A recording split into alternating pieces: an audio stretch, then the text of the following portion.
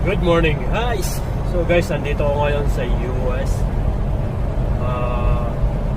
Ayun o, may kakarga akong load ngayon dito sa military base. So nasa Michigan pala ako ngayon. Ngayon kakarga ako ng equipment ng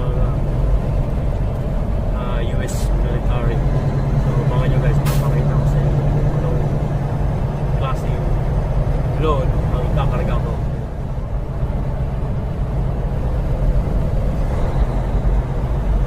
Guys, medyo kakahuyan kung ating dinadaanan.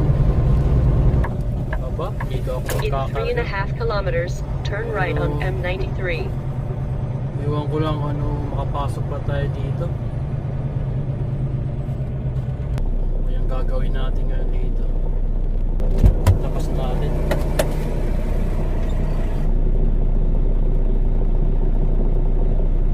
Mali yung minasong ka namin gate. Dalawa kami oh. German boy. Hindi rin marunong mag-English. Tatawa ko. Tinawagan ko guys, sabi mali yung pinasukan namin. Sa kabila pala kami pupunta. Tuwa ko sa ginagawa ko.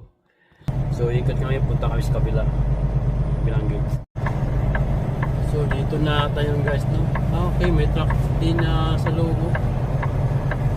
Kakarga din siguro yan.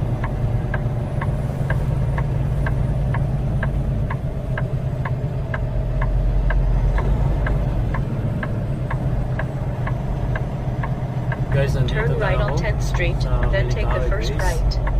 Guys, ayun guys, nandito kami sa ano na, sa loob. Kakarga na kami. Kasama ko si ay ba si Tungkol, no? Tungkol, yeah, Tungkol. Nakabang ko sa Tungkol dito. Ang karga niya ay mga wagon na kotse. Guys, dugay kay nakarga kay nagisurog atras ang ano, ang driver kay ang iyang trailer. Yan sakyan na night trailer no. Mukarga siya sa akong trailer. So pakita ko ayan oh.